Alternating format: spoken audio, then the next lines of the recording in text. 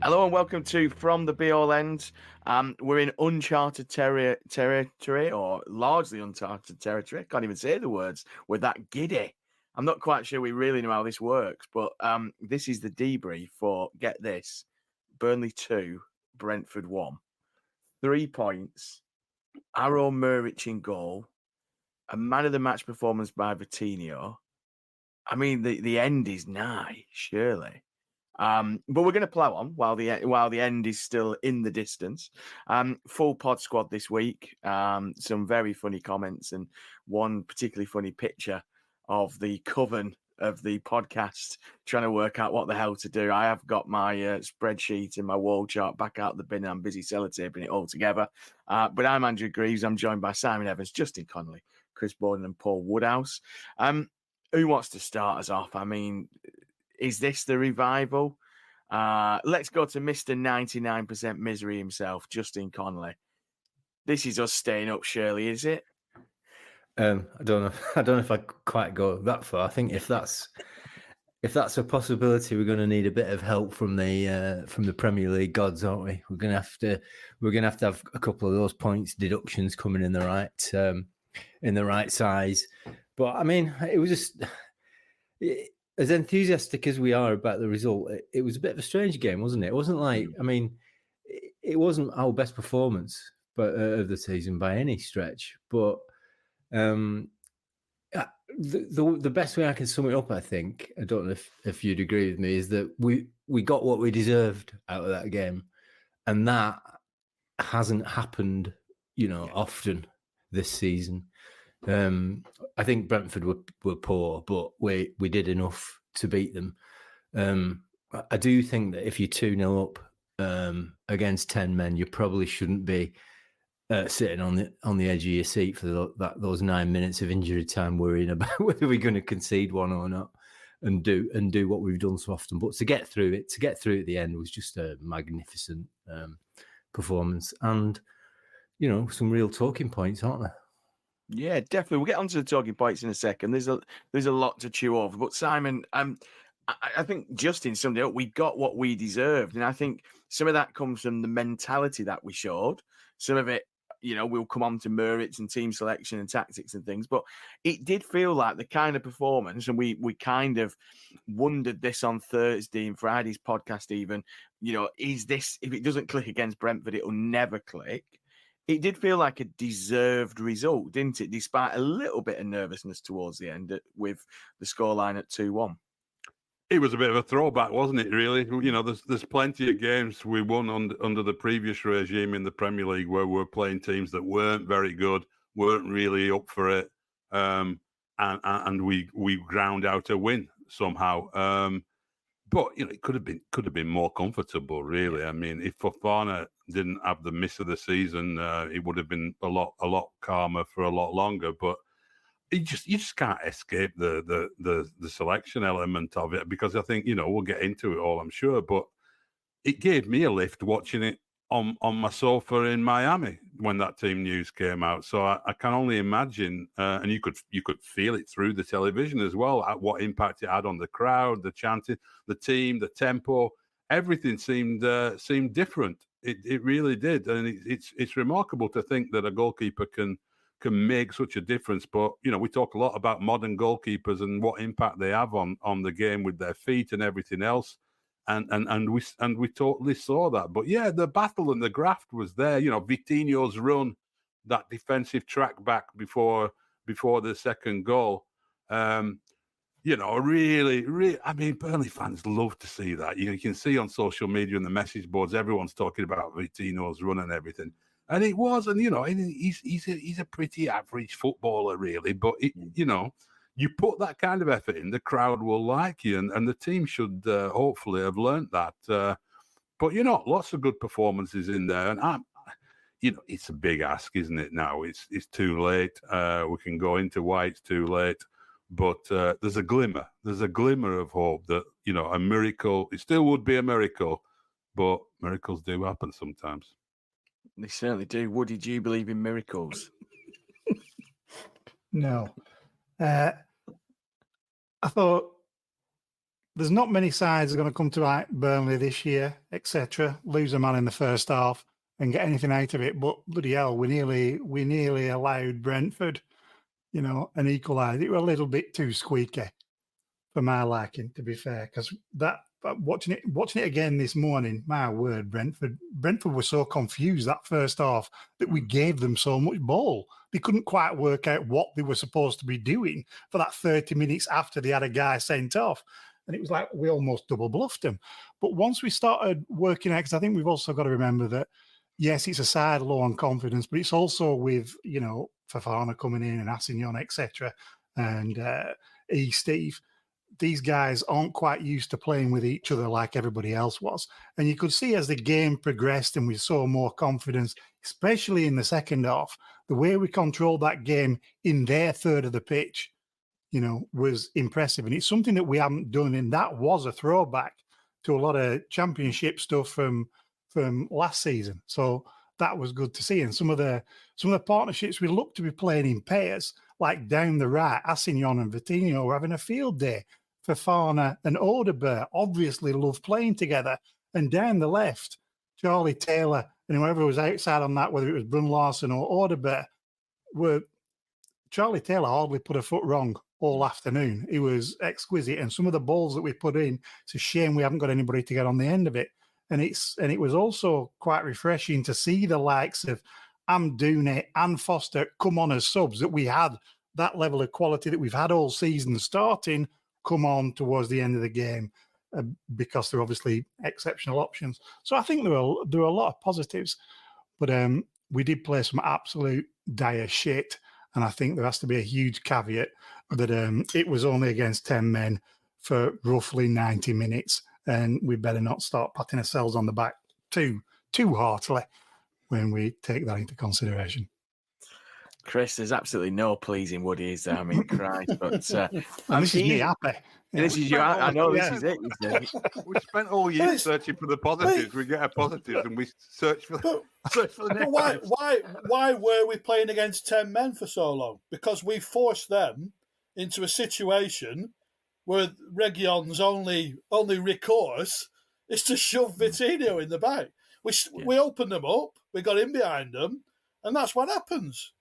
It's not like he's got 2 yellow cards like Ahmad this afternoon, ridiculous for taking his shirt off or for delaying a throw-in.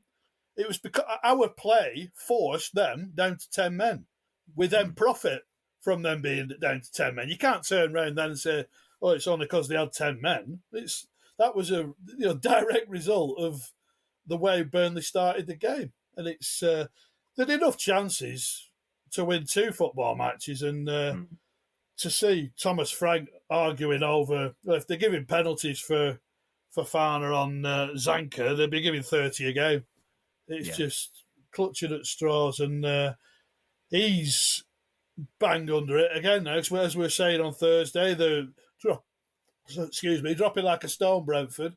1 win in 9, slap bang in a relegation battle, and I was only sort of posing the question on Twitter, but it isn't, like Simon said, it's a glimmer to have got 4 teams in within 3 result swing, 2 of which are potentially going to be losing points. We may hear more on Forest tomorrow, according to reports. Got to go to Goodison and play Forest last game, and you do start dreaming again, don't you? It's the nature of a football fan. We get giddy. We get giddy when we win games, and we get you can get a bit knee jerk when you lose games. But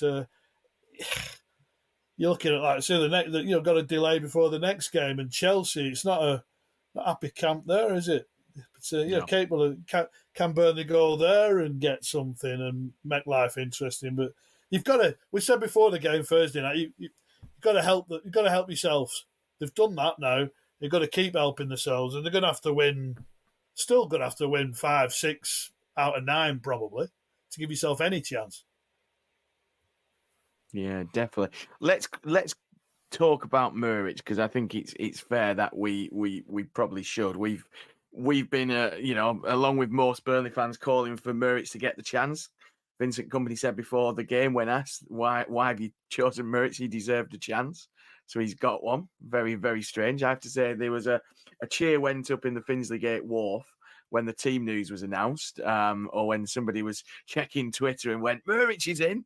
I think everyone thought he was taking the piss, but he wasn't. But Justin, I mean, you could just tell, couldn't you? Like, I don't know. It was like I might be seeing it through claret tinted spectacles, but I'm sure I were high fiving people, like walking down kind of Todmorden Road onto the kind of Anclose, and I'm high fiving people, thumbs up into people, and the talk all was of Muric is in. You know, like the guy who sits next to us, the first thing he said is Muric is in. Like we'd not been inside the ground 15 minutes and had the team announcement, but we can't put it just down to that, you know, and it may be new manager bounce type scenario, or it could be the fact that the South African curse has been broken, and we'll come on to that. But there was a definite lift, wasn't there? That kind of first time he took a ball and just dinked one over the top, hit a Burnley player, the speed at which he gets the ball and then gets it out, that does play a massive part in that win, doesn't it, I think? Without a doubt. I mean, you know, it's incredible to think that was his Premier League debut, isn't it? And it wasn't bad, was it? You know, for a debut. I don't think I can't remember him putting a foot wrong, really. Not giving the ball away. You know, he did all the goalkeeper things, didn't he? He made some, you know, he made some great saves. Commanded the box a little bit. I thought the aerial bombardment at the end, I think he was perhaps. You know, maybe a little bit weak, but you know, the key thing with him obviously is his passing, isn't it? The distribution, but it's not just the accuracy; it's the speed with which he does it. You know, it's like getting the ball out from under his feet. He doesn't do it all the time, but sometimes he'll just ping one into the midfield. We saw it when he got a game against Everton, and it was a real sort of refreshing change not to have that sort of, you know, slowing the game down every time it ended up with the keeper. And also, you know, it sets the tone, doesn't it, for the whole team? The pace at which he pings them out as well. Everyone else sort of ups the pace a little bit. The tempo improves, and I think it makes a massive difference, and it did make a massive difference to the way we played on Saturday. Just that extra little bit of spark that it sort of ripples out throughout the whole team, and everybody's influenced by it. And it's not just passing that's crisper and faster and moving the ball around. It's getting into the tackles, and it's getting, you know, it just lifts the tone. So I thought it was great. It was good to see him. My only question is, why now? What you know? Yeah, the timing did seem slightly weird, and I'm you know, talking to a couple of people, they thought it might be, you know, Trafford had an all right game. I thought at West Ham maybe, you know, he didn't want to drop him on a bad performance, and thought that actually, you know, rested him after a good performance against West Ham, you know, going into an international break. But the timing did seem a little bit off, Simon, didn't it? Or slightly not off, perhaps, but a little bit weird. I mean, he's obviously faced calls for, you know, weeks and weeks and weeks, months from Burnley fans to make that change. And, you know, we've been crying out. It's the last kind of position that he has changed, and soon, you know, appears to have stumbled upon some kind of winning formula. But what did you make of the timing, Simon, from a kind of, you know, throwing Muric in now? Is there any rhyme or reason, or is it just another one of them madcap Vincent Kompany decisions? I don't know. I mean, it's inexplicable in a way, isn't it? Really, because you know, 95% of Burnley fans, I would venture, would have made this change a couple of months ago. So why he's done it now, I don't know. I'm glad he did. I think it looked a different team with him. It's simple as that. It looked a different team with Muric and Go. Why did he do it? I mean, there's a cynical part of me that makes me think that, you know, you get a lot more money for selling a goalkeeper who's had 10 Premier League appearances than you do for one who sat on the bench all year. That might be being very cynical, though. Or it's desperation. I mean, you know, if that game's lost, there's no debate about Burnley staying up. You know, I mean, I don't think there really was much one before, but maybe in Vincent Kompany's head, that was the last roll of the dice, and he thought, okay, let's try this. We don't know. And we didn't really get an explanation from it other than, I do what's best for the team. So no explanation whatsoever from company. So I don't know. I'm just glad he did. And I hope it's a Joe Hart moment, as we talked about that Joe Hart moment. Was it West Ham game, was it? When he came in after we'd been tubbed by Everton. Everton, yeah. Yeah. And then he came in with Dwight McNeil, and we looked like a different side and went on a good run and stayed up. But that was just after Boxing Day, if I recall. So there was a bit more time for it to be turned around. But it certainly had the same impact as the return of Tom Heaton did anyway. Yeah, and Woody, kind of, we've talked about kind of, turning points and needing to find something and last rolls of the dice. Simon's probably right in terms of, the point at West Ham meant that actually that glimmer, even if most of us felt was just a very, very dull glimmer, but maybe he thought, well, look, if we can get a win, against Brentford, this is game on to a certain extent. But we've mentioned the points deductions, but do you think it's now Muric's shirt to lose? So do you expect Muric to be back between the sticks when we go to Stamford Bridge after the international break? Or do you think it's a one time only offer? Here you go and have a bit of fun and then get yourself back on this bench? Well, we don't know, but it'd be even more bonkers if it was, wouldn't it? If you just throw him in, you finally win a game at home or your second game at home, and then no, we'll take you out at the firing line again at Chelsea.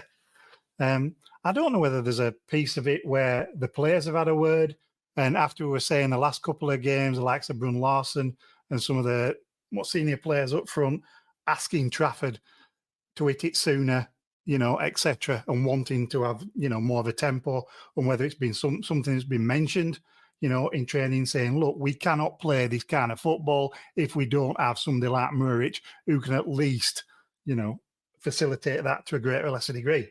I've no idea. But he's damned if he does and he's damned if he doesn't. He's going to look extremely foolish, is our Vincent, if at the end of the season we kind of miss out by a couple of points and we can aggregate back and say, had Muric been in the side since XYZ, we may have just managed to stay up. And that could be a case scenario as well. But I think I don't see why he shouldn't be playing the next game, etc. And I think it was great to see some of the first time, because he's very much risk averse. Is our arrow.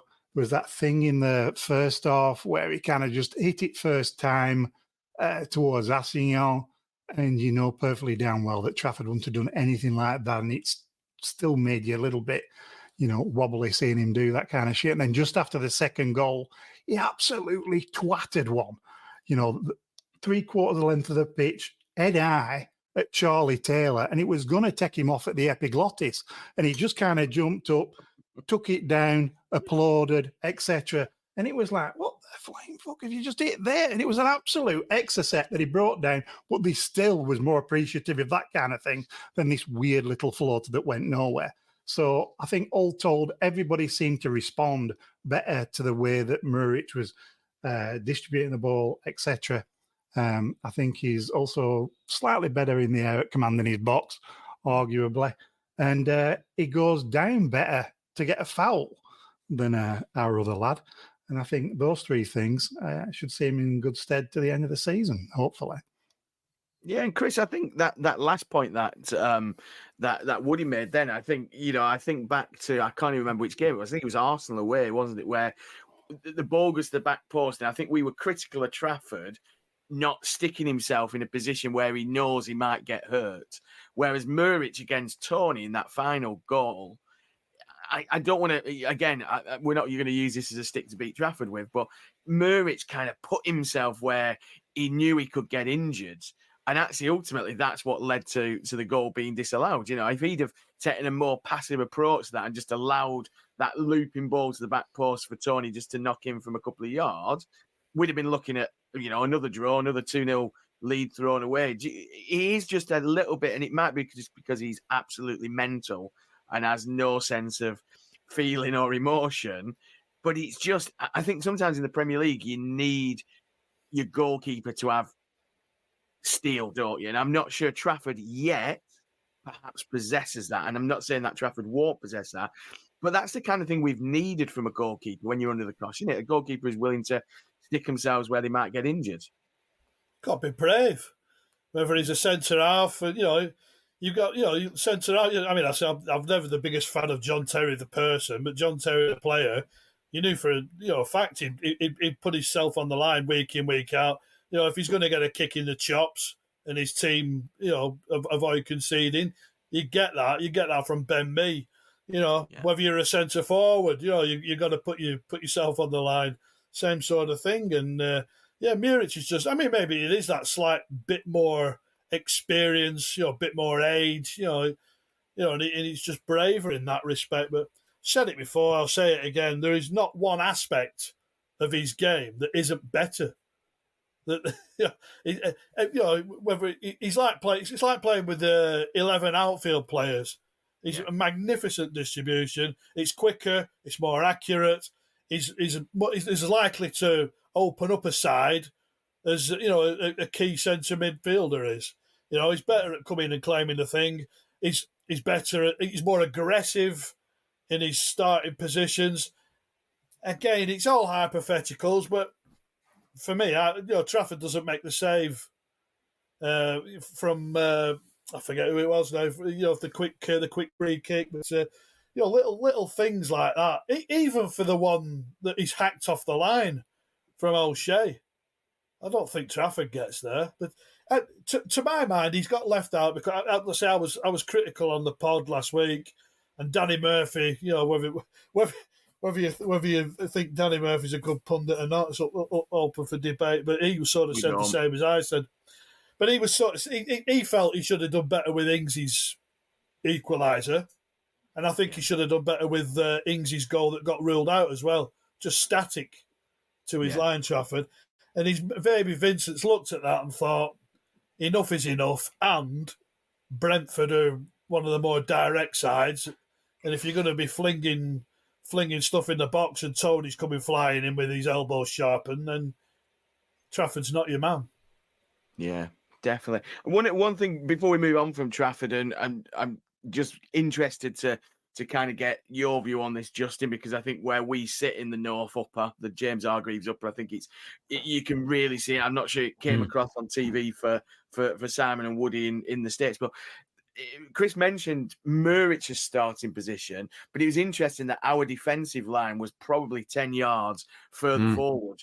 Yeah. Now, I know Brentford, down to 10 men, perhaps aren't pressing quite as much and things like that, but it's noticeable. But that was one of the strengths of us last year, was that actually we were going, you know what? You're going to have to get behind us. You know what I mean? You're going to have to go direct. And we're confident that actually if a ball comes over, Muric is going to be there to sweep it up. But it was really noticeable that as they are 10 yards further forward, it does actually open up more of an opportunity for Taylor to get forward. You mentioned Taylor not putting a foot wrong. Woody mentioned the pass. There were a couple of them passes where you just go, what the hell is Charlie Taylor doing that far forward? Because we're just not, we're used to him collecting the ball 18 yards, on the 18-yard line out wide and then trying to get it forward. But actually, you're pushing that team back, aren't you? I don't know I'm guessing you spotted that as well with that defensive line, but we looked more confident. The players we've got in there, Steve, Assignon, they look like they prefer to play that little bit further forward, knowing that there's actually a bit of room behind them for error if need be. Yeah, you don't know how much of that is that we were playing against a lesser team who were down to 10 men. I wouldn't be doing that against Manchester United, for example. But yeah, I think you're right. I think we did. I think that going down to 10 men was an encouragement for us to do that. Yeah. Let's put it that way. But we have in the past played quite high and pressed from the front, haven't we? And been quite aggressive. The rest of the players must know how good Muric's distribution is. Yeah. And they must know that he's much more likely to try and pick those passes off. So that's why Taylor's in that position, because he knows that Muric is going to try and find him. When Trafford's playing, that's just not going to happen, is it? So they don't bother making those runs, do they? Yeah, very true. Simon. Yeah, no, it's an interesting point Justin says about the players will know what he's like, because I do wonder with the morale and so on. I mean, there was no question mark about the effort and the application stuff that we have criticised, I think, justifiably this season. There was no question about that against Brentford, and you just wonder if Justin's right. The players will know what he's like. What effect has that had on morale week in, week out, for them to be going out on the field knowing that they haven't got the best guy in the squad behind them at the back of the line? You know, it's bound to have had an effect, I think. You know, even if they're ultra professional and they don't argue about it with company and they support Trafford and they do all the right things, deep down inside, when you've got a decision being made that's so bizarrely wrong all year long, it's bound to have an impact. Yeah, and you'd like to think as well, just very quickly before we move on, they'll have worked with Muric as the starting goalkeeper all week, won't they? You'd have expected. He's not got the call on Friday to say, "Oh, Arrow, you're playing," you know. And it looks like actually, you know, there looks to be a bit of a rapport there and things like that. And he did get a big hug off company at the end, which he looked a little bit uncomfortable with. I don't think he does emotion very well. It's very kind of not seen a man be hugged by another man and look so uncomfortable than that Ian Wright clip where he meets his old teacher. And he gives him a hug around kind of waist height. And Mr. Pigden, his old teacher, looks really, really freaked out. Muric looked a little bit freaked out when Vincent was dishing out the hugs. But let's move on to VAR, because there was a rather bizarre wait for the decision for the penalty to be made. And it was obvious that when the referee had been sent to the monitor, either they weren't ready to receive him or the SCART lead wasn't working or something, because we could see everyone in the Bob Lord stand. I think he thought he was just having a wondering what was going on. Yeah, but we could see that it was just the purple and white screen that basically said VAR decision, and it was very, very strange. I don't know, kind of, Woody, I'm interested in your view on this. If you're watching it, whether there was any kind of indication as to what was taking the time, but it was very kind of, it just felt. You know, we criticised VAR. We got a good VAR decision. Thomas Frank said, I think it's a red card. I think it's a penalty. I don't think he was saying that at the time. But it was that kind of, it looked to be a technology failing, didn't it? Rather than an error or something like that. Well, on the telly, I mean, the incident was like 3 minutes 20, and it was another 6 minutes for him to start looking at it for the penalty to be taken. And so there was a lot of messing about. But they were kind of saying that there was a lot of messing about with regards to, was it offside originally?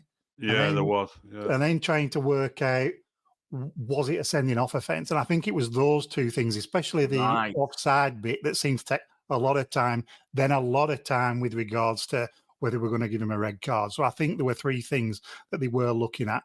So it took a while for him to do the offside thing, then another bit of time for him to have a look himself as to whether he should send him off. I don't think there was much dispute as to whether it was a foul or whatnot. See, when he rugby tackled him, jumped on his head, you know, etc., etc. I think we thought the telly was on the blink. Oh, it definitely was. Definitely was. I'm directly opposite where the thing is, and you could the referee goes over and he stands in that sort of aggressive sort of legs slightly wider than his hips stance, with his hands on his hips as if he's, you know. And then you could see there was nothing on the screen. Well, there was just the sort of VAR on TV thing on the screen that he was looking at. There was nothing on it. In fact, when we could see the screen turn sort of green, as if there was some footage being shown, there was a big cheer went up, and he was stood there for ages, not looking at anything. Really? Yeah, I could see it clearly from where I was sitting. Yeah. Why is he not given that? Yeah. Well, why is he not given that in real time? Exactly. Well, that's another question. Yeah, this is the other thing I was going to say. The ball's recycled. It goes back into play. It's a good ball from Cullen, isn't it? Brilliant ball. The crowd start booing because why is he going to give this? What's happening here? You know, sort of thing. And then it finally goes dead, and you get he was like, well, make a decision. Yeah, I'm watching the Chelsea-Leicester game today, and Nicholas Jackson goes through and gets his ankles clipped, and the only debate is he inside the area? And then they decide, I mean, the lad's not made he's accidentally clipped Jackson, and I think he's a bit unfortunate to get sent off in that regard. But the referee he's got to be looking straight at that and thinking, well, make a decision. And if it's the wrong decision, VAR will go back and say, hang on a minute. You can't just run round. We're talking about, again, a period of play there. What if someone makes an effort they didn't have to make to make a challenge, to get back, pulls a muscle, like John Stones hurt himself in a challenge a few weeks ago. Make a decision. It's just ludicrous. It's almost like we've got to this default stage now where let's just do away with referees, because if they're that terrified of making a decision during the game, we'll just let VAR make all the decisions for them. Yeah. It's pathetic. Absolutely pathetic. And again, the people in the stadium are the last people to know. Ridiculous. It was interesting what Woody was saying there about kind of, because usually what they do is they kind of go, right, we'll check the decision. And then they go back and check the offside and things like that, don't they? Whenever I see him on TV, it's like, right, have we established that it's a foul? If it's not an obvious offside, right, then we then run it back and we look whether there's an offside decision, etc., etc. So it was interesting. Like I say, he was the referee. I can't remember who the referee was. Down in England, maybe, was stood there kind of, looking a bit miffed, like somebody needed to switch it off and switch it back on again. But let's talk about, Vitinho won the penalty. Vitinho gave the ball away and then chased back, as we know he can do, and he has got a bit of pace. He gets himself into some good positions. Simon, we've been a little bit critical of Vitinho, and you called him an average footballer in terms of that, but his performance almost typified or kind of was the evidence that if we'd have had 11 players playing with that kind of level, where actually it's the Premier League, so you might make the odd error. It's the Premier League, so you're not always going to be as good in them kind of decision-making moments. But again, you'd like to think that had we had that kind of the aggression that he brings, the desire that he brings, I'm not suggesting people are phoning it in, but if you've got 11 players playing at that level, we wouldn't be in the position we are now, would we? No matter how average we think Vitinho is, his performance is what we need for the next 9 games, isn't it? Yeah, absolutely. And it sets a tone when a player does things like he does, putting those long runs in, recovery runs, and the work rate, and people will forgive him. They'll forgive him those misplaced passes and little things that he does that aren't top level Premier League player things to be doing, because they know he's giving absolutely everything, whatever position on the field he is. He's going out there, and he's not very Brazilian, is he? He's not the flair player, and he's not got all. Although he do one little. He does love a chop. He does love a chop. He did a little foot over. I can't remember. I don't know how to describe it really, but he did do a little bit of trickery. But he's a grafter. And and he's earned his place in the side by doing that, by being that player. So I think he's made himself very popular with Burnley fans, and that's understandable. But I also think you've got to give a lot of credit for yesterday to Josh Cullen as well, a player who and we're talking about players who've been discarded early in the season by company. Cullen's come back and has made an impact, hasn't he? He's made an impact in all the games he's played in. And particularly yesterday, he was back being that metronome again. Things were going through him. He was keeping it ticking. And just, again, it's a frustration. I don't want to keep going back to it. But, you think, well, here we are. We're playing with Muric.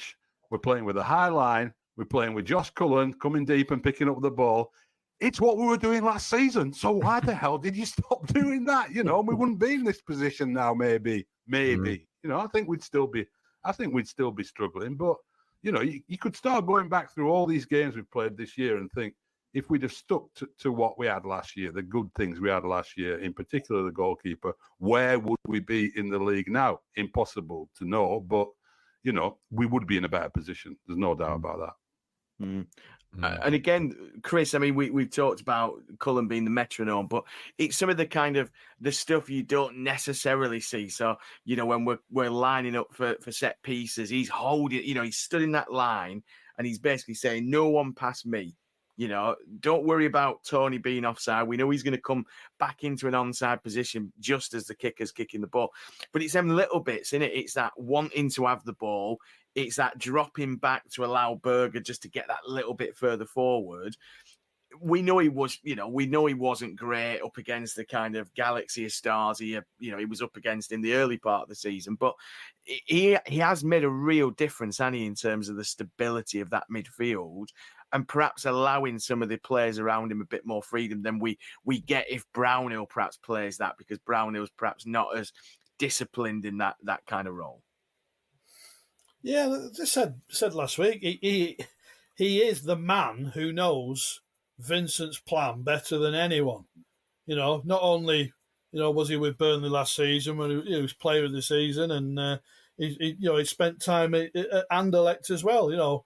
Whether it's in that sort of D4-ish slot, like right backish area, sort of dictating play from there. Whether it's as a deep lying centre mid, whether he's more aggressive, trying to press, trying to nick it, but he's just a solid citizen, isn't he? He's a good sort. He plays for Ireland every time Ireland play. Which they're not the greatest Ireland side we've ever seen by any stretch. But he's an international footballer who plays every time his country play. He's I say whether he was a victim of, teams were just playing over him at the start of the season. It wasn't a case of necessarily playing through him, just playing over the top of him. And he's, again, it was a first for him really to be playing regular at this level as well. So he's had to get attuned to it. But he was perhaps discarded a little too easily, and left. Like I say, he had a bit of an injury, he had a suspension as well in the middle of that. But it's imperative he plays. I say, Brown, I know you're not his greatest fan, but I think he's better than we give credit for. And obviously Berger, who's one of the standout players of the season. That three, I think a lot of people quite like the idea of. Whether that's going to be the way going forward, we'll have to see. But he just seems to have, let's say, Cullen's that leadership type. He's a good character. But he's brought in good characters. Asignon, just from little clips, and he's talking about we're warriors, and they're not the mentality monsters that Klopp goes on about. But he seems a good sort. Steve seems a good sort. Odegaard and Fofana are like, they've got this little bromance thing going on, and we've spoken about Fofana's Teller and Obafemi, isn't it? Yeah, they've got the dance going on, they've got the jig and all that carry on. It just shows that this spirit's not broken. Imagine they're celebrating that second goal yesterday like it's the winning goal in a World Cup final sort of thing. They're still alive, they're still battling, and I'm with everyone else. I think it's been game over for a long time. But this is just what we want for the rest of the season now. Just keep going in this vein, and I think a lot of people will forgive and forget. Definitely, and I think Bobby Ball will be. We're recording Sunday night. I think Bobby Ball will be quickly getting his season ticket leaflet ready for tomorrow, seeing as it's coming on the back of 3 points. But Woody, we talk about character. I mean, Asignon, you may not have seen on the TV. He was pulling off moves after the game like we'd won the championship. You half expect him to be draped in a France flag and shirtless and all this, and you're kind of thinking, Christ, he's a lone player. You know what I mean? There is something there, isn't there? And 2 points I'm interested on your view on. We've obviously, derided the project and things like that. But Vincent always said that when you give these players experience and they will come good, you kind of thinking, I just wish it had been a month ago or 4 or 5 games ago.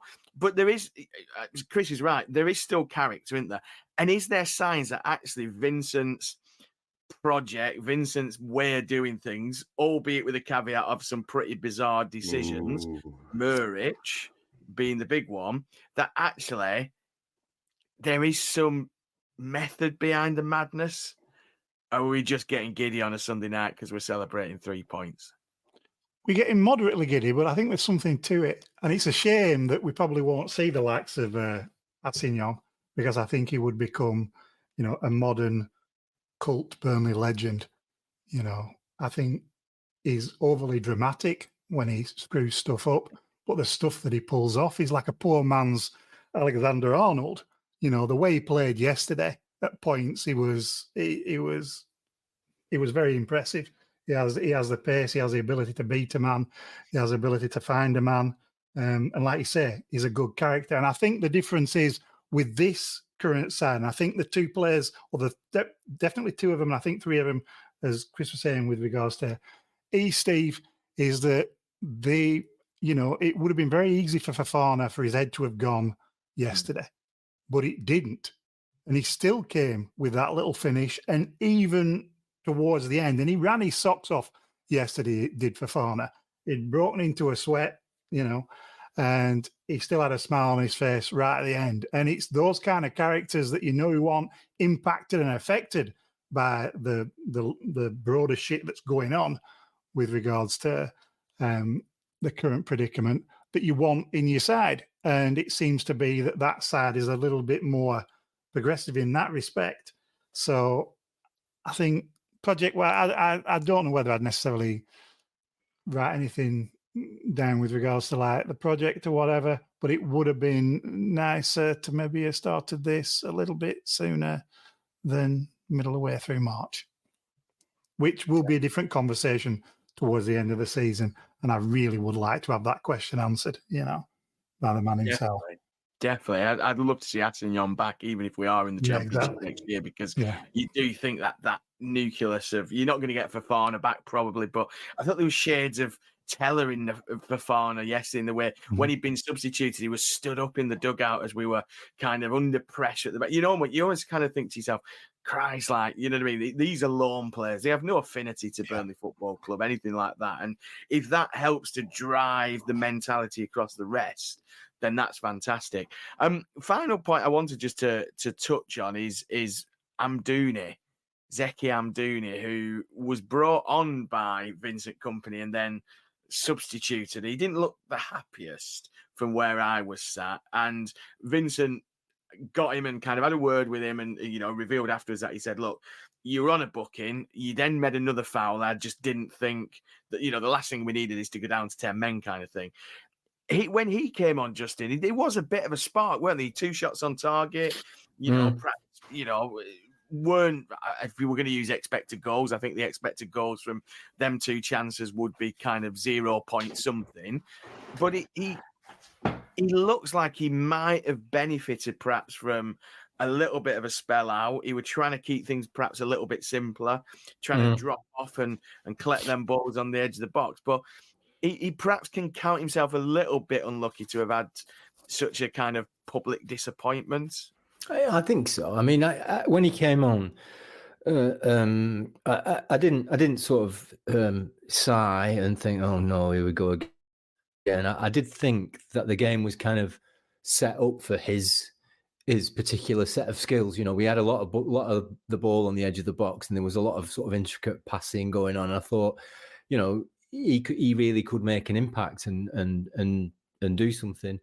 And we really needed that 3rd goal, didn't we? But then I think once you've conceded and then you're under the cosh a little bit, you need a bit more. Brownhill offers you a little bit of that extra legwork, doesn't he? Which I think that was probably in Kompany's mind a little bit as well.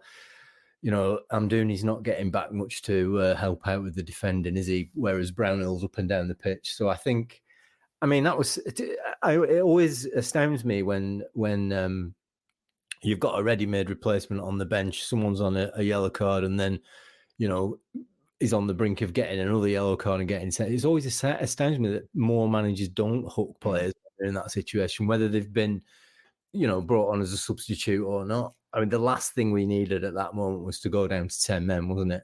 So I think it was sensible for 2 reasons. 1, we didn't have as much of the ball up front, and 2, we needed to shore things up. So he's unlucky, but that happens. I've seen that happen to players before. It's part of that. I think Kompany said, didn't it? It's part of the game. You've got to get over these things. You've got to move on, and you've got to be strong enough to take it. Yeah. And Simon, one of the things that we've been critical of is Kompany's substitutions in terms of, bringing on another centre half and going 5 at the back. The kind of Amdouni substitution to a certain extent was the complete opposite of that, weren't it? It was a bit like, look, we're under a bit of pressure, but let's not retreat into a shell. Let's not bring on, I think Ekdal was the central defender who'd been given the nod this week rather than Delquar at West Ham.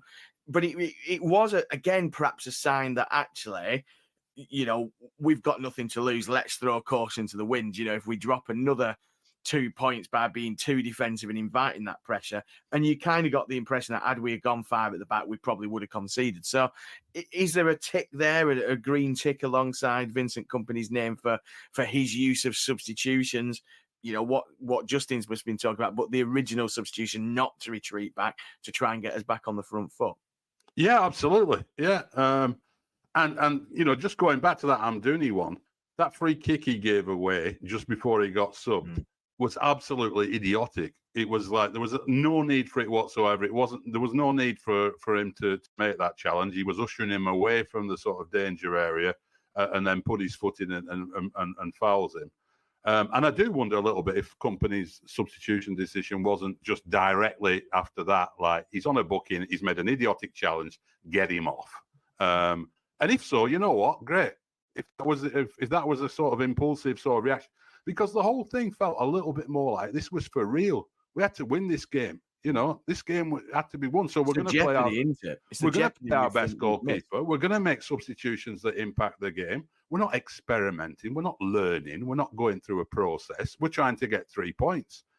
So, yeah, absolutely. That was part of it. The substitutions definitely wasn't a game where you wanted to let those 10 men start getting settled in your half of the field. So bringing Amdouni on, whether Amdouni was the best man, but making a positive change rather than a negative change was the right way to go. But yeah, it felt real, didn't it? The whole thing felt like, and it's so long since I've been able to watch Burnley on the telly and feel a level of involvement in the game and a level of excitement and like, are we going to actually hang on here and get a win? Like, rather than just that depressing sort of inevitability feeling that we've had all year. So it was completely different, and long may it continue. Definitely. Well, we've got an international break coming up, so we will be back on Friday with another kind of usual weekly episode. Can we cancel international break? I'd love to cancel the international break and just carry on. And we don't want one.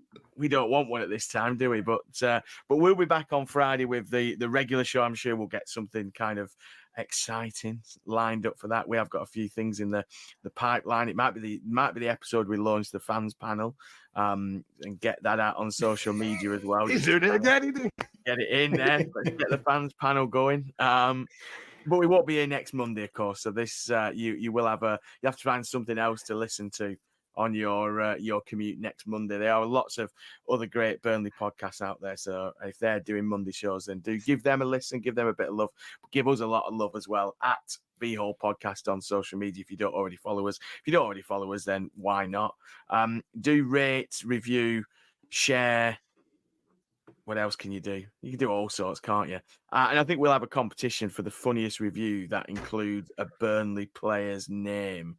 So we want your reviews including Burnley players' names in a kind of newspaper headline style.